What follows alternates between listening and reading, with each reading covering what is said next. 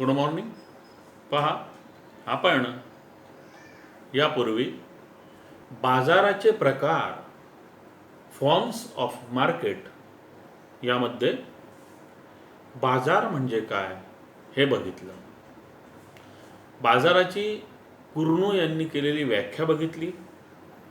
बाजारामध्ये बाजार अस्तित्वात येण्यासाठी ज्या अत्यंत महत्त्वाच्या गोष्टी असतात, ज्याला आपण बाजाराची वैशिष्ट्य असं देखील म्हणू शकतो, तर ते देखील आपण बघितलं की ग्राहक आणि विक्रेते त्यामध्ये असले पाहिजे.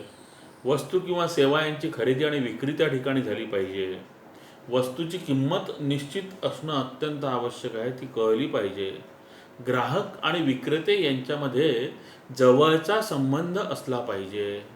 आणि शेवटचं आपण पाहिलं होतं की उपभोक्ते अर्थात ग्राहक आणि उत्पादक म्हणजेच विक्रेते, म्हणजे ग्राहक आणि विक्रेते यांना बाजाराविषयीचं संपूर्ण ज्ञान असणं आवश्यक आहे. या दोन्ही गोष्टी, या 5 जी वैशिष्ट्ये आहे, ही 5 वैशिष्ट्ये आपण बघितली होती. मग ते झाल्यानंतर आपण बाजाराचं वर्गीकरण बघितलं होतं. आणि बाजाराचं वर्गीकरण बघत असताना सगळ्यात पहिले स्थळानुसार बाजाराचं वर्गीकरण केलं जाते. बाजाराचं वर्गीकरण तसं 3 प्रकारांमध्ये केलं जाते. एक स्थळानुसार वर्गीकरण, मी तुम्हाला चार्ट काढून दिला होता. नंतर दुसरं जे होतं ते काळानुसार वर्गीकरण, आणि तिसरं जे आहे ते स्पर्धेनुसार वर्गीकरण. त्यापैकी आपण स्थळानुसार वर्गीकरण जे आहे तर तो भाग आपण पाहिला की स्थानिक बाजारपेठ, राष्ट्रीय बाजारपेठ आणि आंतरराष्ट्रीय बाजारपेठ. त्यानंतर काळानुसार वर्गीकरण होते. त्याच्यामध्ये अतिअल्प काळ, त्याला अत्यल्प काळ असं म्हणतात, अल्पकाळ, दीर्घकाळ आणि अतिदीर्घकाळ असं देखील आपण बघितलेलं होतं. मग हे झाल्यानंतर तिसरा वर्गीकरणाचा जो प्रकार आहे तो आहे स्पर्धेनुसार वर्गीकरण. आणि हेच आपल्याला याच्यामध्ये, या प्रकरणामध्ये शिकावयाचं आहे. हेच मुळामध्ये हेच अत्यंत आवश्यक असं आहे की बाजाराचे प्रकार जे आहेत त्या बाजाराच्या प्रकारामध्ये आपल्याला स्पर्धेनुसार बाजाराचे प्रकार बघायचे आहे. तिसरा जो भाग आहे वर्गीकरणाचा, तिसरा जो प्रकार आहे की स्पर्धेनुसार वर्गीकरण, तर तोच भाग आपल्याला या ठिकाणी बघायचा आहे. मग स्पर्धेनुसार वर्गीकरण बघत असताना अर्थशास्त्रामध्ये विक्रेते आणि ग्राहक, शेवटी बाजार म्हटला की बाजारामध्ये ग्राहक आणि विक्रेते आपण आधीच पाहिलं, दोहोंचे अस्तित्व अत्यंत आवश्यक असते. आणि दोहोंचंही जे अस्तित्व अत्यंत आवश्यक असते, तर अर्थशास्त्रामध्ये ग्राहक आणि विक्रेते यांच्यामध्ये स्पर्धा असते. यांच्यामध्ये स्पर्धा निश्चितपणे असते आणि ती निकोप असावी असं म्हटलेलं. स्पर्धा असावीच, परंतु ती निकोप असावी असं एक आपण आदर्शवत तत्व आपल्या बाजाराचं आहे. मग ग्राहक आणि विक्रेते यांच्यातील स्पर्धा जो आहे तर हा बाजाराच्या वर्गीकरणातील अतिशय महत्त्वाचा असा निकष आहे, अत्यंत महत्त्वाचा असा तो निकष आहे. आणि विक्रेत्यांमधील स्पर्धेवर आधारित, विक्रेत्यांमध्ये जी स्पर्धा होते तर विक्रेत्यांमधील स्पर्धेवर आधारित बाजारातील विविध ज्या प्रकार आहे तर त्या विविध प्रकारांचा आपल्याला या प्रकरणामध्ये अभ्यास करायचा आहे स्पर्धेनुसार बाजार यामध्ये. मग सगळ्यात पहिले आपण पाहणार आहे पूर्ण स्पर्धा. ज्यावेळी स्पर्धेनुसार आपण पाहतोय त्यावेळी स्पर्धा म्हणजे एक पूर्ण स्पर्धा आणि दुसरी जी आहे ती अपूर्ण स्पर्धा. मग अपूर्ण स्पर्धेचे आणखी 3 प्रकार पडतात. तुम्ही चार्ट पहा, मी तुम्हाला चार्ट काढून दिलेला. तर त्या अपूर्ण स्पर्धेचे देखील 3 प्रकार पडतात. त्याच्यामध्ये मक्तेदारी आहे, अल्पाधिकार आहे आणि मक्तेदारीयुक्त स्पर्धा आहे. असा एवढा भाग आपल्याला अभ्यास करावयाचा आहे या प्रकरणामध्ये. मग सगळ्यात पहिले आपण आता स्पर्धेनुसार जे प्रकार पडतात त्याच्यामध्ये आपण पूर्ण स्पर्धा जी आहे तर ही पूर्ण स्पर्धा पाहणार आहे. की पूर्ण स्पर्धा म्हणजे काय, पूर्ण स्पर्धा म्हणजे काय हे पाहत असताना एक गोष्ट अशी लक्षात येते की पूर्ण स्पर्धा ही प्रत्यक्ष बाजारापेक्षा एक आदर्श आणि काल्पनिक संज्ञा आहे, संकल्पना आहे. म्हणजे आता एक गोष्ट लक्षात घ्या की आपण पूर्ण स्पर्धेचा ज्यावेळी आता आपण अभ्यास करतो आहे, पूर्ण स्पर्धेचा आपण ज्यावेळी अभ्यास करतो आहे तर त्यावेळी पूर्ण स्पर्धा जी आहे तर ही पूर्ण स्पर्धा एक आदर्श आणि काल्पनिक प्रकार आहे. स्पर्धेचा हा आदर्श आणि काल्पनिक प्रकार आहे असं म्हटलं जाते. आणि हा जो महत्त्वाचा जो भाग आहे, तर हा महत्त्वाचा भाग म्हणूनच म्हटलं की प्रत्येकाने लक्षात ठेवणं अत्यंत आवश्यक आहे की ही काल्पनिक आहे. पूर्णपणे याचं अस्तित्व कुठेही आढळून येत नाही. म्हणजे पूर्ण स्पर्धेचे अस्तित्व हे आढळून येत नाही. तर तो एक काल्पनिक आणि आदर्श प्रकार आहे असं म्हटलं जाते. मिसेस जॉन रॉबिन्सन यांनी या पूर्ण स्पर्धेबद्दल आपले मतं मांडलेले आहे. त्यांनी ही संकल्पना मांडलेली आहे आणि त्यांनी संकल्पना मांडत असताना त्यांनी याची व्याख्या करत असताना असं म्हटलेलं आहे की ज्यावेळी प्रत्येक उत्पादकाच्या उत्पादनाला असलेली मागणी, जेव्हा प्रत्येक उत्पादकाच्या उत्पादनाला असलेली मागणी ही पूर्ण लवचिक असते, तेव्हा पूर्ण स्पर्धा अस्तित्वात येते.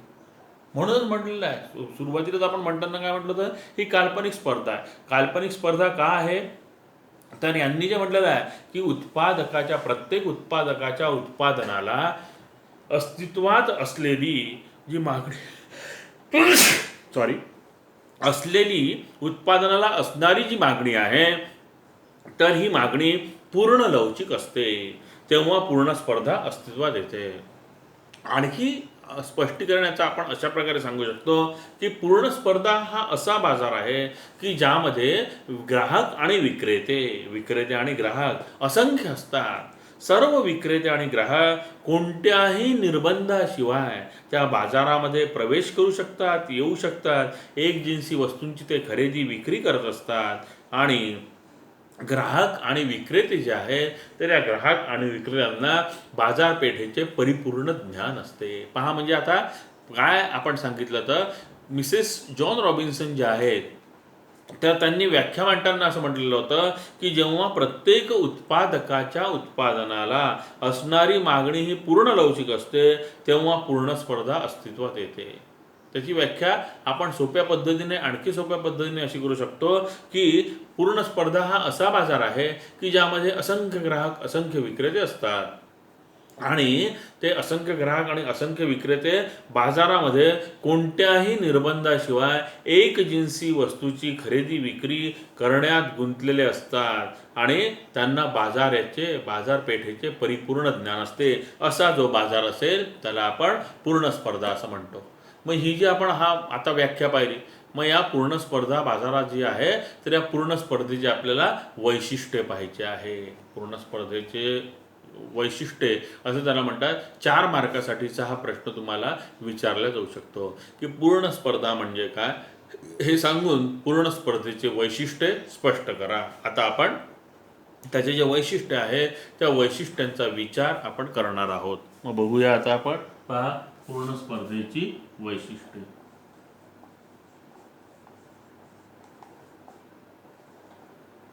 पहिलं जे वैशिष्ट्य आहे, तर पहिलं वैशिष्ट्य पूर्ण स्पर्धेचे सांगत असताना आपण असं सांगतो आहे की असंख्य ग्राहक आणि असंख्य विक्रेते.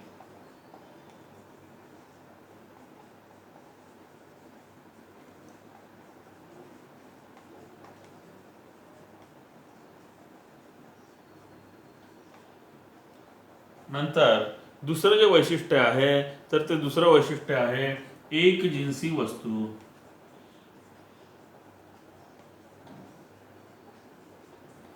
तिसरं जे वैशिष्ट्य आहे ते आहे मुक्त प्रवेश आणि निर्गमन.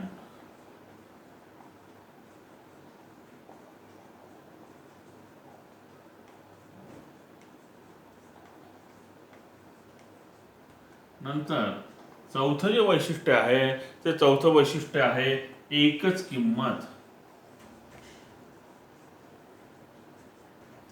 पाचवं वैशिष्ट्य आहे बाजाराचे किंवा बाजारपेठेचे.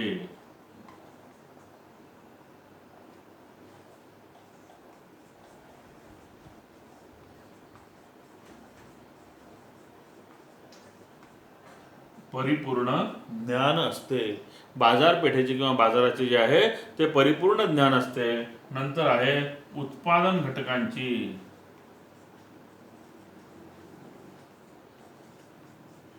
गतिशीलता. उत्पादन घटकांची जी गतिशीलता आहे, तर ही गतिशीलता पूर्ण असते. किंवा त्याला आपण म्हणतो उत्पादन घटकांची पूर्ण गतिशीलता असं देखील आपण म्हणतो. नंतर वाहतूक खर्चाचा अभाव.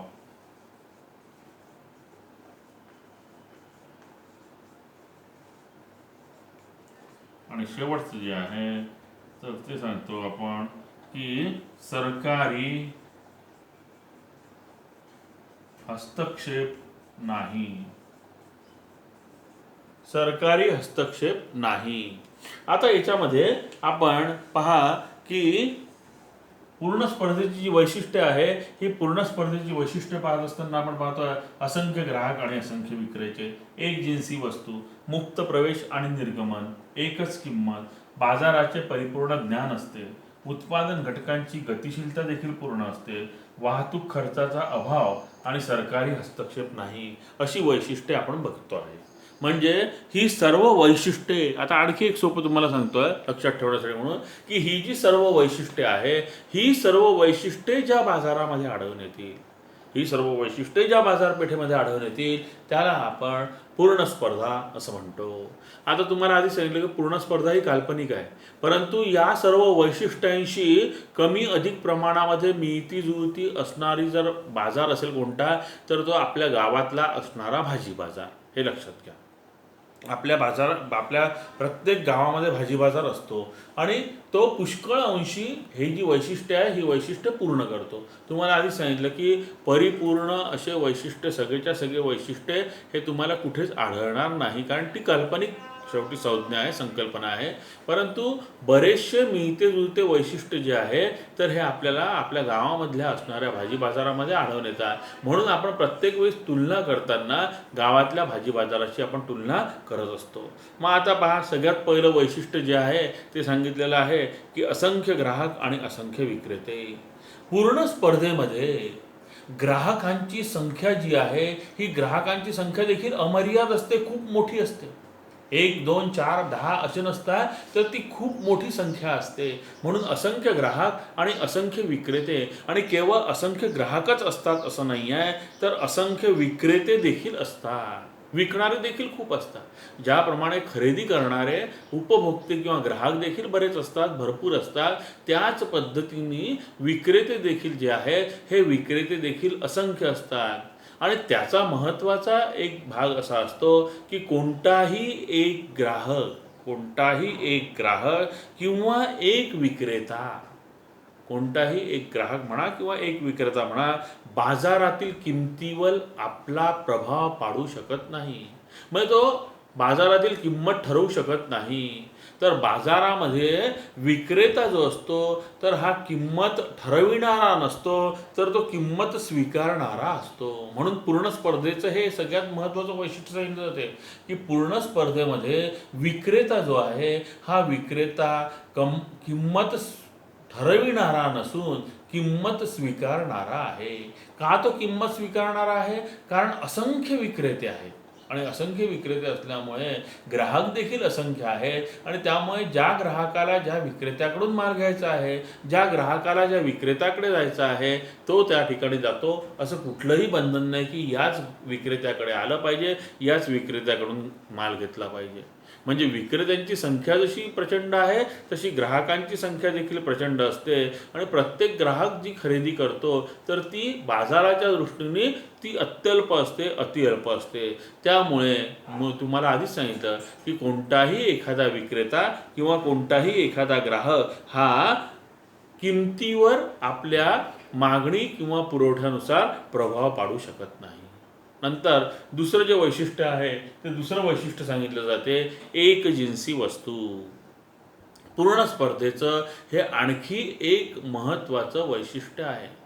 पूर्ण स्पर्धेचं हे एक आणखी महत्त्वाचं वैशिष्ट्य सांगितलं जाते की विक्रेत्यांकडून विकली जाणारी जी वस्तू आहे, म्हणजे पूर्ण स्पर्धेमध्ये ज्या विकायला ठेवलेल्या असतात, ज्या वस्तूंची विक्री केल्या जाते, तर त्या वस्तू या रंग, चव, आकार, प्रकार या सर्व गोष्टींमध्ये एकसारख्याच असतात.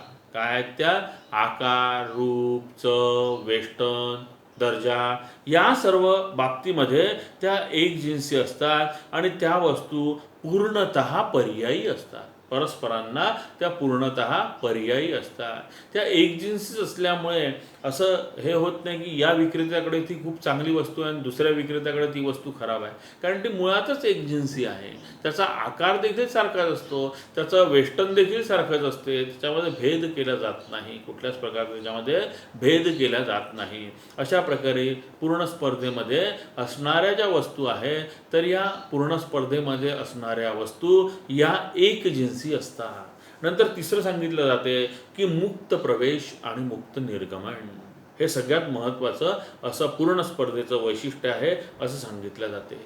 कारण ज्या बाजारपेठेमध्ये, या पूर्ण स्पर्धेच्या बाजारपेठेमध्ये प्रवेश आणि निर्गमनावर कुठल्याच प्रकारचे बंधनं नसतात. जर ग्राहकांना वाटलं की आपण या बाजारामध्ये खरेदी करण्यासाठी गेलो पाहिजे, तर ते सहजपणे गेले पाहिजे. तिथे कुठल्याही प्रकारचं त्यांच्यावर बंधन नको की नाही तुला या बाजारामध्ये येता येणार नाही वगैरे, अशा कुठल्याही प्रकारचं बंधन नको. जर नफ्याची आशा असेल तर उद्योग संस्था बाजारामध्ये प्रवेश करतात आणि तोट्याची जर शक्यता असेल तर उद्योग संस्था विक्रेते जे आहे ते निघून जातात. त्यांना कुठल्याही प्रकारचं बंधन नाही की तुम्ही थांबलंच पाहिजे म्हणून. उदाहरणार्थ तुम्हाला सांगतो, म्हणजे लक्षात येईल की समजा एखाद्याला नवीन बिझनेस सुरू करायचा, नवीन दुकान सुरू करायचं, मग त्यांनी असा विचार केला की आपण बुलढाण्याला किराणा दुकान टाकायचं. मग किराणा दुकान टाकायचं असं त्यांनी ठरवल्यानंतर त्याला इतर जे किराणा दुकानदार आहे, तर इतर किराणा दुकानदारांकडून कुठल्याच प्रकारचं आडकाठी आणता कामा नये की नाही तुला आमच्या इथे दुकान टाकता येणार नाही, तू जर आमच्या इथे आला तर आमचा धंदा जो आहे हा मार खाईल वगैरे, अशा प्रकारचं कुठल्याच प्रकारचं त्याच्यावर बंधन असता कामा नये. त्याला सहजपणे प्रवेश त्या बाजारपेठेमध्ये मिळायला हवा. त्याला मुक्त प्रवेश असं म्हणतात. मग समजा त्याने किराणा दुकान टाकलं. मग त्याने किराणा दुकान टाकल्यानंतर असं लक्षात आलं की पहिला महिना गेला, दुसरा महिना गेला, 5वा महिना गेला, 10वा महिना गेला, पण त्याचा माल विकला जातो आहे, पण त्याचा उधारीमध्ये माल विकला गेलेला आहे आणि उधारीमध्ये माल विकला गेल्यामुळे उधारी काही त्याची वसूल झाली नाही. म्हणजेच काय झालं, त्याला पर्यायाने त्याला तोटा होऊन राहिलेला आहे. मग त्यांनी जर विचार केला की नाही आपल्याला आता तोटा होतो आहे, तर आपल्याला सहजपणे या स्पर्धेमधून बाहेर पडायचं आहे, असा जर त्यांनी विचार केला तर त्याला सहजपणे त्या स्पर्धेमधून बाहेर निघता आलं पाहिजे. सहजपणे त्याला त्याच्यामधून बाहेर निघता आलं पाहिजे. त्याच्यावर असं कुठल्याच प्रकारचं बंधन असता कामा नये की नाही तुझा अजून माल तुझ्या दुकानात तुझा अजून पूर्ण डब्बा गोल झालेला नाही, जोपर्यंत तुझा पूर्ण डब्बा गोल होत नाही, जोपर्यंत तुला पूर्ण तोटा होत नाही, तोपर्यंत तू याच्यातून जाऊ शकत नाही, असं कुठल्याच प्रकारचं बंधन त्याच्यावर नसावं. म्हणजे त्याला प्रवेश करण्याचा देखील स्वातंत्र्य असावं आणि बाजारपेठ सोडण्याचं देखील, त्या बाजारामधून निर्गमित होण्याचं, त्या बाजारामधून बाहेर पडण्याचं देखील स्वातंत्र्य हे त्याला असलं पाहिजे. नंतर एकच किंमत, हे देखील एक वैशिष्ट्य पूर्ण स्पर्धेचं सांगितलं जाते की पूर्ण स्पर्धेच्या बाजारामध्ये, पूर्ण स्पर्धेचा जो बाजार असतो तर या पूर्ण स्पर्धेच्या बाजारामध्ये एकच किंमत निर्धारित होत असते. आणि ती जी एकच किंमत निर्धारित होत असते तर ती एकच किंमत मागणी आणि पुरवठा यांच्या आंतरक्रियेमधून ती निर्धारित होते. म्हणजे मागणी आणि पुरवठा यांच्या संतुलनाने, आंतरक्रियेमधून म्हणजेच काय, यांच्या संतुलनाने ती किंमत निश्चित होते आणि म्हणून ती एकच किंमत असते पूर्ण स्पर्धेच्या बाजारामध्ये. तुम्ही कोणत्याही दुकानामध्ये जर गेले आणि कोणत्याही दुकानामध्ये जर तुम्ही साखरेची किंमत विचारली तर तुम्हाला 35 रुपये किलो जर साखर असेल ती 35 रुपये किलोच साखर सगळ्या दुकानांमध्ये मिळणार आहे, कारण एकच किंमत हे त्याचं वैशिष्ट्य सांगितलं जाते. पूर्ण स्पर्धेचं हे वैशिष्ट्य सांगितलं जाते. नंतर आहे बाजाराचे संपूर्ण ज्ञान.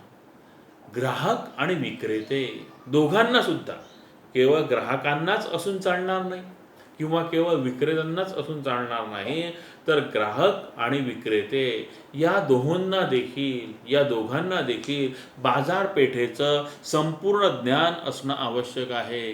आता संपूर्ण ज्ञान असणं आवश्यक आहे म्हणजेच काय, संपूर्ण ज्ञान असणं आवश्यक आहे म्हणजे बाजारामध्ये ज्या दिवशी समजा आपण एखाद्या दिवशीचा विचार केला तर त्या दिवशी बाजारामध्ये किती माल आलेला आहे, त्याची किती किंमत आहे, बाजारामध्ये किती ग्राहक आहेत, त्या जे नग विक्रीस ठेवलेले आहे, तर त्या नगांच्या विक्रीस ठेवलेल्या नगांची गुणवत्ता कशी आहे, त्याचा दर्जा कसा आहे, त्याचा पुरवठ्याचा स्रोत कुठून आहे, ह्या सर्व गोष्टींचं ज्ञान जे आहे, ह्या सर्व गोष्टींचं ज्ञान हे ग्राहकालाही आवश्यक आहे आणि विक्रेत्यालाही आवश्यक आहे, दोघांनी आवश्यक आहे. केवळ ग्राहकालाच असून चालणार नाही किंवा विक्रेत्यालाच असून चालणार नाही, तर दोहोंना देखील त्याचं ज्ञान असणं आवश्यक आहे. काय कारण आहे याचं ज्ञान असण्याचं? का बरं असलं पाहिजे? कारण त्यांना जर ज्ञान नसेल तर त्यांची फसगत होण्याचा संभव असतो.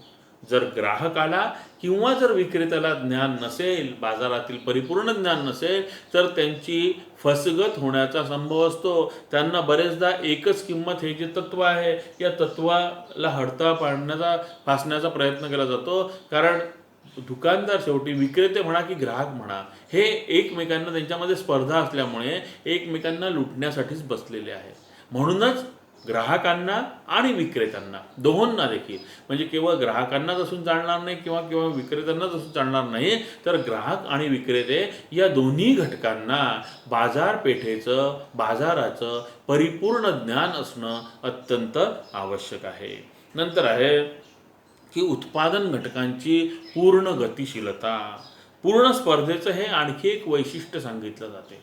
पूर्ण स्पर्धेचं हे आणखी एक वैशिष्ट्य सांगितलं जाते की पूर्ण स्पर्धेमधले उत्पादनाचे जे घटक आहे, तर ते पूर्णतः गतिशील आहे. आता उत्पादनाचे घटक कोणकोणते?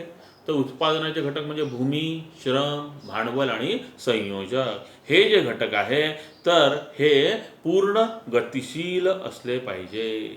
आता तुम्ही म्हणाल सर भूमी तर मुळातच अगतिशील आहे, मग भूमीचं वैशिष्ट्यच ते अगतिशील असल्यामुळे आता इथे असा विचार केला जातो की एखाद्या ठिकाणी जमिनीवर आपण एखाद्या वस्तूच्या निर्मितीचा कारखाना टाकला आहे, परंतु आपल्याला जर त्याऐवजी दुसऱ्या एखाद्या वस्तूचा जर टाकायचा असेल तिथे कारखाना, तर तो सहजपणे आपल्याला टाकता आला पाहिजे, हा त्याचा अर्थ आहे. याचाच अर्थ असा की उत्पादन घटक जे आहे भूमी, श्रम, भांडवल आणि संयोजक, तर हे पूर्णपणे गतिशील असणं आवश्यक आहे. श्रम आणि भांडवल हे घटक तर भौगोलिकदृष्ट्याच नव्हे तर व्यावसायिकदृष्ट्या देखील गतिशील असतात. सहजपणे ते एका व्यवसायातून दुसऱ्या व्यवसायामध्ये देखील जाऊ शकतात. भौगोलिकदृष्ट्या म्हणजे एका ठिकाणून दुसरीकडे केवळ जागेपुरताच नाही, तर व्यवसायामध्ये देखील ते सहजपणे जाऊ शकतात. म्हणून त्याला गतिशील असं म्हणतात. गतिशीलता म्हणजे एका ठिकाणाहून दुसऱ्या ठिकाणी जाण्याची शक्ती किंवा क्षमता, त्याला आपण गतिशीलता असं म्हणतो. आणि पूर्ण स्पर्धेमध्ये उत्पादनाचे जे घटक आहे, तर हे उत्पादनाचे घटक हे पूर्णपणे गतिशील असतात असं म्हटलं गेलेलं आहे. हे त्याचं एक वैशिष्ट्य सांगण्यात येते की भांडवल आणि श्रम याच्या बाबतीमध्ये आपण बोलतो आहे की भांडवल आणि श्रम जे आहे, तर हे केवळ या ठिकाणाहून त्या ठिकाणीच नव्हे, तर एका व्यवसायातून दुसऱ्या व्यवसायामध्ये देखील सहजपणे जाऊ शकतात. म्हणून त्याला भौगोलिक बरोबर व्यावसायिक गतिशीलता असते असे देखील म्हटलं जाते. नंतर आहे वाहतूक खर्चाचा अभाव. वाहतूक खर्चाचा अभाव हे पूर्ण स्पर्धेचं एक वैशिष्ट्य याच्यासाठी आहे की आपण आधीच म्हटलेलं आहे की पूर्ण स्पर्धेमध्ये आपण तिसरं वैशिष्ट्य पहा, चौथं वैशिष्ट्य त्याच्यामध्ये आपण म्हटलेलं आहे की एकच किंमत. काय म्हटलेलं आहे की एकच किंमत. पूर्ण स्पर्धेमध्ये जी किंमत आहे ही एकच असते आणि एकच किंमत जर आपण पूर्ण स्पर्धेमध्ये जर आपल्याला ठेवायची आहे, तर त्यामध्ये वाहतूक व्ययाचा विचार केला जात नाही, वाहतूक खर्चाचा विचार केला जात नाही. उदाहरणार्थ तुम्हाला सांगतो, म्हणजे पहा लक्षात येईल. समजा आपण जर वाहतूक व्ययाचा जर विचार केला, वाहतूक खर्चाचा जर विचार केला, तर आपल्या बुलढाण्यामध्ये हे आजूबाजूचे जे खेडे आहे, येळगाव आहे, केळवद आहे, इथून देखील भाजी येते आणि नाशिक वगैरे इथून देखील टोमॅटो येतात. मग आता येळगाव, केळवद वगैरे जे गावं आहेत, इथून जर आपण टमाटे आणले तर वाहतूक खर्च काय होणार आहे? अत्यंत कमी लागणार आहे. आणि नाशिकहून आणलेले टमाटे जे आहेत त्याच्यासाठी वाहतुकीचा खर्च जास्त लागणार आहे. मग वाहतूक व्ययाचा, वाहतूक खर्चाचा समावेश जर आपण किमतीमध्ये केला तर काय होईल तुम्ही सांगा? वाहतूक खर्चाचा जर आपण किमतीमध्ये समावेश केला तर येळगाव आणि केळवदचे टमाटे स्वस्त राहतील आणि नाशिकहून आलेले टोमॅटो हे महाग राहतील. परंतु आपण काय म्हटलेलं आहे? म्हणून आपण म्हटलेलं आहे एकच किंमत पाहिजे. मग एकच किंमत राहील का? राहणार नाही. म्हणून मग वाहतूक व्ययाचा समावेश होत नाही असं आपण म्हटलेलं आहे. आणि शेवटचा आहे सरकारी हस्तक्षेप नसावा. निरहस्तक्षेपाचे धोरण जे आहे तर हे पूर्ण स्पर्धेचे एक महत्त्वाचे वैशिष्ट्य आहे. आर्थिक घडामोडींमध्ये शासकीय हस्तक्षेपाचा पूर्ण अभाव असतो असं म्हटलं गेलेलं आहे. याप्रमाणे पूर्ण स्पर्धेची जी वैशिष्ट्ये आहे ही पूर्ण स्पर्धेची वैशिष्ट्ये सांगितली जातात. यानंतर आपण आता पुढच्या पिरियडला पूर्ण स्पर्धेमध्ये किंमत निश्चिती कशी होते याचा विचार, याचा अभ्यास आपण करणार आहे. ही जी पूर्ण स्पर्धेची वैशिष्ट्ये आहेत ही पूर्ण स्पर्धेची वैशिष्ट्ये लिहून घ्या.